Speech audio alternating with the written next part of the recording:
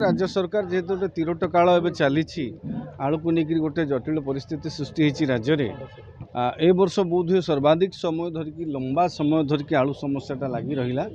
आगुरी आलू समस्या भी होता प्रति वर्ष किसी समय 2-4 दिन 5 दिन गोटे सप्ताह भितर से पाखापाखि समाधान हो जाऊला। जो ए वर्ष कहीं आलू समस्याटा गोटे दीर्घकालीन भाव में समस्याटा लगी रहा। तेणु राज्य सरकार केतबेले कहले पश्चिमबंग जो न दूसरी आम उत्तर प्रदेश आणबू उत्तर प्रदेश दूसरी पंजाब आणबू पंजाब आणुची नाफेड थ्रु आणिकी जोगेबू एभली कहीकि बर्तमान जहाँ हो समस्या जदि एपर्यंत समाधान होना पश्चिमबंग जो भली भाव में आलू आसवा कथा आसीपार ना एवं जो आलू आसूँ चढ़ा रेट्रे से आणुंट व्यवसायी मैंने माने झारखंड रांची देकर से बिहार होकर आसुँचा को हाँ सीधा सड़क भाव में पश्चिमबंग आलू आसीपार ना हाँ तेणु एभली परिस्थिति राज्य सरकार जो निष्पत्ति नहीं कंट्रोल रे आलू देवे बोली लोकों को निहाती भाव में स्वागत योग्य पदक्षेप हेले यह सफिशिएंट सबू काउंटर रे मिलवा दरकार गाँ गहल रे भी मिलवा दरकार कंट्रोल केवल सहरांचल आम लोकों को देदेले हम ना ग्रामांचल रे आलूर आवश्यकता अच्छी ग्रामांचल समस्त कंट्रोल आउटलेट रे डीलर्स पॉइंट रे जदि आलू मिलवा व्यवस्था करा जिवो तेबे निहाती भाव में एटलिस्ट किसी दिन लोक आश्वस्त हेबे किंतु ये गोटे स्थायी समाधान नुहे। स्थायी समाधान पाई आमको किसी व्यवस्था करने को पड़ो। मंगलवार दिन ममता बानार्जी आलू गद्दी मालिक मान सहित गोटे बैठक अच्छी पश्चिमबंग में जो आलू कोल्ड स्टोरेज मालिक मान सहित हुए तो से दिन किसी गोटे निष्पत्ति हम हाँ किसी गोटे से नरम मनोभाव पोषण करी आमे यही समय देखु से आलू बिकवाई बाध्य कारण डिसेम्बर रे नुआ आलू पलि आसब नुआ आलू आसवा पूर्व पुराना आलू स्टॉक को से सारिबा दरकार तेणु आलू बिकवाटा से बाध्यबाधकता आलू किणवाटा आमर आवश्यकता तेणु तांकर बाध्यकता भितर से दीपाद आगू आसबे आमर आवश्यकता को मेंटेवाई आम राज्य सरकार मान अभिमान समस्त तेज करी आमे आमर अस्मिता को नष्ट करवा ना आमे भी किसी ऑप्शन एक्सप्लोर करवा केमिति आलोचना करी पश्चिमबंग सहित जो समस्याटा होती से समस्याटा परवर्ती पर्यायर केमिति न हो हाँ से विषय आलोचना करी सी दीपाद आसतु एमाने भी दीपाद जातु सम्मान रक्षा करी आलोचना हो ये गोटे स्थायी समाधान बाहर स्थायी समाधान बाहर जाकि आलू संकट 10-15 टंका आम आलू पाऊले आज्ञा 10 टंका आलू पाऊले एवं आलू से 15 टंका आलू पाइपे तेणु लोकों को आपड़ 40 टंकियाटा बर्तमान अभ्यास करदेले धीरे धीरे 10 टंका कमी कहे 30 टंका आलू खाओ ना आम तो 15 टंका आलू पाऊलु मैक्सिमम बुझीपार्छन तो तेणु गोटे स्वाभाविक अवस्था आने गोटे राज्य सरकार उभय राज्य सरकार आलोचना करूँ एथिरे अस्मितार प्रश्न कथबार्ता किसी ना जदि आमर सम्मान हानि भाया किसी विकल्प होची घटना घटुची तेबे आमे तांको सहित आलोचना करिवार नाही तथापि तेणु आलोचना करूँ राज्य सरकार उभय राज्य सरकार आलोचना करी सी कहीं रिजिड होगी छाड़ू ना आमर कौन समस्या रोचे से विषय आलोचना करी गोटे निष्कर्ष बाहर करूँ। किंतु राज्य सरकार कहते यूपी आलू आसो वेस्ट बेंगल ना यूपी भी आलू आसी से तो आपण शुणु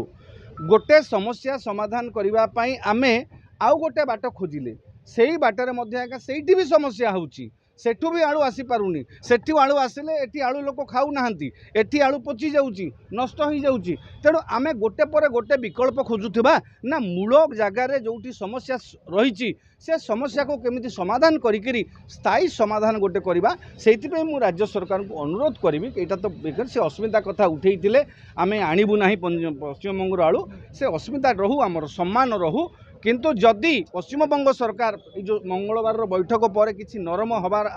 आभास मिले आम राज्य सरकार मध्य किसी सी दीपाद आसतु ये दीपाद जातु जाकि गोटे सम्मानजनक स्थिति रे आलोचना होकर समस्यार समाधान हो। बांग्लादेश रे ओडिया विपद रे कोन शुणु बांग्लादेश रे ओडिया विपद रे केतोटी घटना घटुची हाँ आम जदि सामाजिक गणमाध्यम प्रकाशित प्रकट होता चित्र को देखा गतकाली जी हिंदू महासभा जी अच्छा जातीय हिंदू परिषद जी सभापति जी अच्छा से काली कहते जे हाँ काँ भाँ ये घटना भितर कौटी गोटे हिंदू मान आक्रमण हो मुस्लिम मान भी आक्रमण हो हाँ आम हिंदू मान एवं बर्तमान हिंदू मान मंदिर को धर्मीय संस्थान को सुरक्षा दि जाऊँगी किंतु ता सत्वे मध्य जो जो जगार जो जो अघटन घटी जाइए आम दृढ़ निंदा करवा ଆପଣ ଜଗନ୍ନାଥଙ୍କର ମୂର୍ତ୍ତିକୁ ପୋଡ଼ିବା ଭଳିଆ ଘଟଣା ଗୋଟେ ଘଟିଲା ତାଠୁ ଆଳୁ ଲଜ୍ଜାଜନକ ଘଟଣା କିଛି ନାହିଁ। ସେଠି ହିନ୍ଦୁମାନଙ୍କ ଉପରେ କେତେକ ଜାଗାରେ ନିର୍ଯାତନା ହେଉଥିବାର ଅଭିଯୋଗ ମଧ୍ୟ ଆସିଲା, ଚିତ୍ର ମଧ୍ୟ ଆସିଲା, ଭିଡ଼ିଓ ଚିତ୍ର ଆମେ ତ ସ୍ପଷ୍ଟ ଚିତ୍ର ଆମେ ଦେଖୁଛେ ସୋସିଆଲ ମିଡ଼ିଆରେ ଯାହା ଆସୁଛି ଆମେ ସେୟା ଦେଖୁଛେ। ତେଣୁ ସେ ଚିତ୍ର ଦେଖିକି ଯାହା ବି ସେ ସତ୍ୟ ସେଇ ଘଟଣା ଦେଖିକିରି ଆମ ହୃଦୟ ବି କାନ୍ଦୁଛି। ନିହାତି ଭାବରେ ହିନ୍ଦୁମାନଙ୍କର ସୁରକ୍ଷା ଦରକାର। ହିନ୍ଦୁମାନଙ୍କୁ ପୁରା ଉଲ୍ଲଗ୍ନ କରିକି ନାରୀମାନଙ୍କୁ ଉଲ୍ଲଗ୍ନ କରିକି ଟାଙ୍ଗି ଦେଉଛନ୍ତି, ହିନ୍ଦୁମାନଙ୍କୁ ପୁରା ଯେମିତିକି ମାନେ ଗୋଟିଏ ପ୍ରକାର ଅତ୍ୟାଚାର କରାଯାଉଛି। ନାଇଁ ନାଇଁ, ହିନ୍ଦୁମାନଙ୍କ ପ୍ରତି ଯେଉଁ ଅତ୍ୟାଚାରର ଚିତ୍ର ଆସୁଛି ତାହା ଅତ୍ୟନ୍ତ ଦୁର୍ଭାଗ୍ୟଜନକ। ତାକୁ ନେଇକରି ଆମ ଭାରତ ସରକାରଙ୍କର ଆଭିମୁଖ୍ୟ କ'ଣ ଅଛି ଆମେ ଦେଖିବା କଥା। ଆମେ ଯେତେ ହିନ୍ଦୁମାନେ ପାର୍ଟି କରିବା, ଆମେ ଯେତେ ଭାରତୀୟ ନାଗରିକମାନେ ପାର୍ଟି କଲେ ତାର ଫଳ କ'ଣ ମିଳିବ? ଆମର ରକ୍ଷକ ଆମର ଦାୟିତ୍ୱରେ ଅଛନ୍ତି ଆମର କେନ୍ଦ୍ର ସରକାର ଯାହା ଏ ସମ୍ପର୍କରେ ପଦକ୍ଷେପ ନେଇକରି ନିଶ୍ଚିତ ଭାବରେ ଆମେ ଅନୁରୋଧ କରିବା ଏ ସମସ୍ତ ଘଟଣା ଯାହା ଚାଲିଛି ବାଂଲାଦେଶରେ ସେଠାକାର ହିନ୍ଦୁମାନଙ୍କୁ ସୁରକ୍ଷା ଦେବା ପାଇଁ ସେଠାକାର ଆମ ଭାରତ ସରକାର ମଧ୍ୟ କିଛି ପଦକ୍ଷେପ ନିଅନ୍ତୁ। ଭାରତ ସରକାର ଏଥିପାଇଁ ଆଗେଇ ଆସିବା ଉଚିତ। केवल आम लोक मैंने सोशल मीडिया रे घो घा पाटितुंड कले ये जागृत हो गले सेमती किसी हो ना अधिक आमको सरकार चाप सृष्टि करने को पड़ो। सरकार हिंदू मान सुरक्षा सेठी जो मैंने निर्यातित होती से सुरक्षा से हिंदू हो मुस्लिम हो जदि जो संख्यालघु से संख्यालघु तो हिंदू ना तो संख्यालघु सुरक्षा केंद्र सरकार निहाती भाव में किसी गोटे दृढ़ पदक्षेप नियंतु।